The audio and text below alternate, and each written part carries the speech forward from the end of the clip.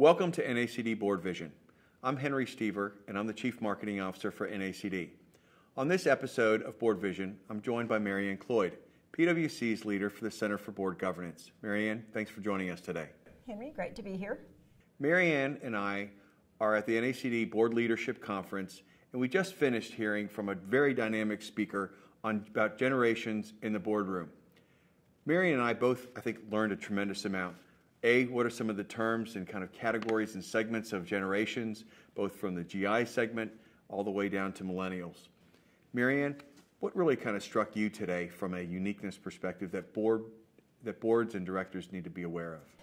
I start with the concept that, or his statement that generational values drive decisions. And so, and you and I have talked many times, and I think shared the belief about what's so important in the boardroom, or one attribute that's so important is leadership.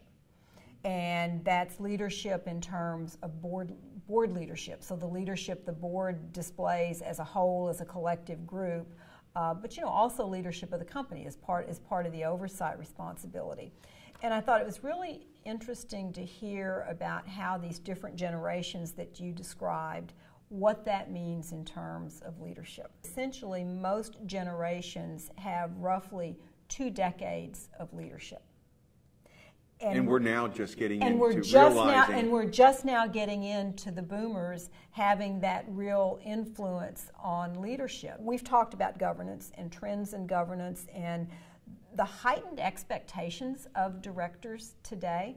And I think some light that was shed on that was, a lot of that I think is driven by what we've seen, with the collapse of Enron, and that leading to Sarbanes-Oxley. And now what we've seen again in the latest financial crisis starting in 2008. And what I heard our speaker today do is I think he put those failures square in the lap of the silent generation.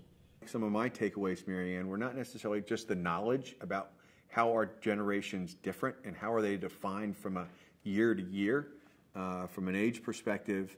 Of course, knowledge is great, but it's also understanding how that impacts board composition, because if your company is a consumer products company and you're focused on toys, or if you're different genders, et cetera, how are those generational perspectives going to impact your strategy, or how could they impact your strategy moving forward if you don't understand how that generation acts and thinks? Because it's looking as to how some of those, how they act, how they think, how that drives behaviors then. Exactly. And it's not only how they act and think, but how do they communicate? So obviously today we know all about social, cloud, and mobile. Those things are impacting every company. But if you don't have any on the board that really understands that from that generation, and that's how they communicate, that's different than you and I perhaps, you need to take advantage of it for sure. Exactly. And don't these seem like these would be some really good questions for a board to be asking of their management team when they're going in and assessing strategy, right, in terms of just how they're looking at this, and as well as the talent pool. Right. I think when he talked about again just some of the differences in the generations, to me it helps explain some of the phenomena I think we've seen more in recent years where was it the silent generation? Probably most people went to work for a company and stayed at that company for their entire career. Right. We know that's not true anymore. Right. So when we get into talent development, do you really think that's, and I can understand how some of our viewers might think, wow, this is really not the board's role. This is really the management team's responsibility to be developing the talent pipeline and the talent pool for the future. Have roles shifted here, or is this really kind of a board matter? And how do we kind of define the roles and responsibilities? So, Henry, I have very firm beliefs that the board has a job and management has a job, and the board's job is not to run the company. The board's job is to provide oversight. But I still think it's important to understand, and I do think that the board is part of their discussions with management. And certainly what we hear from CEOs running companies to those in the boardroom, it's the concerns around talent.